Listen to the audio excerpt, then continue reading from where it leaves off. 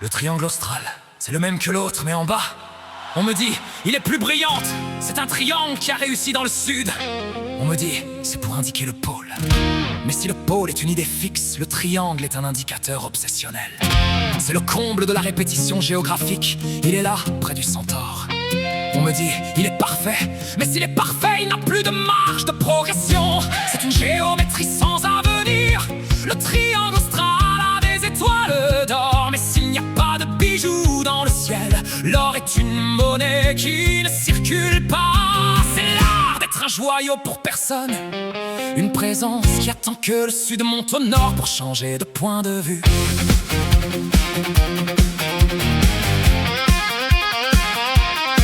C'est la Provence galactique, le triangle austral, le truc dont tout le monde se fout au gouvernement central de la Voie lactée. Parce que c'est trop loin, parce que c'est en bas, et parce que les électeurs là-bas, ils mangent de la poussière de comètes au lieu de consommer du numérique. C'est étudié pour qu'ils disent au ministère de l'aménagement du vide. Et quand ils t'expliquent que pour développer le sud, il faut d'abord y envoyer des triangles de signalisation pour que les riches ne se perdent pas en allant en vacances sur Mars. Le triangle austral, c'est le symbole de l'oubli organisé. On est là, on brille, on fait notre boulot de géométrie, et personne ne nous envoie de subventions parce qu'on n'a pas la bonne latitude sociale. C'est la royauté de la délocalisation. Plus t'es loin du centre, moins t'as de voix au chapitre. Sud, bas, éclat, le triangle austral ne se vante pas. Ligne de glace, sommet devant, tu es le miroir du moment présent. look down baby, see the reflection. Dans le vide, y a pas de direction. Look down baby, Sois l'arrêt, le sud est ton seul vrai. Le triangle austral.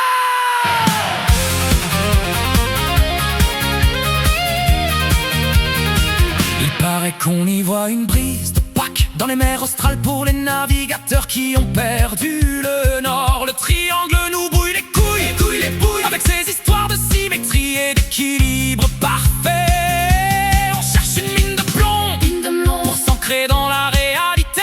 C'est le bon conseil Bon. du capitaine. si tu veux pas couler, accroche-toi à la forme la plus stable et prie pour que l'univers ne décide pas de devenir rond. On nous vend des stabilités financières, des équilibres régionaux et des triangles de paix, pour qu'on ne voit pas qu'on est tous en train de dériver dans un océan d'indifférence. C'est la leçon de lit. De la perfection. On croit être impeccable et on s'aperçoit qu'on est juste immobile. L'éveil, c'est comprendre que le nord et le sud ne sont que des étiquettes collées sur le vide.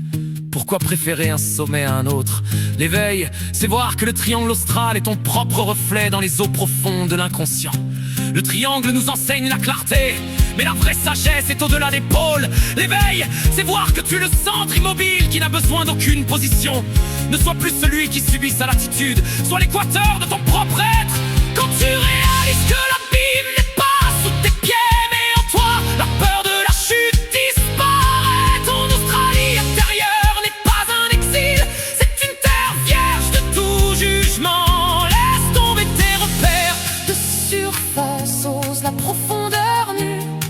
là où toutes les directions se rejoignent, dans le point zéro de la présence pure.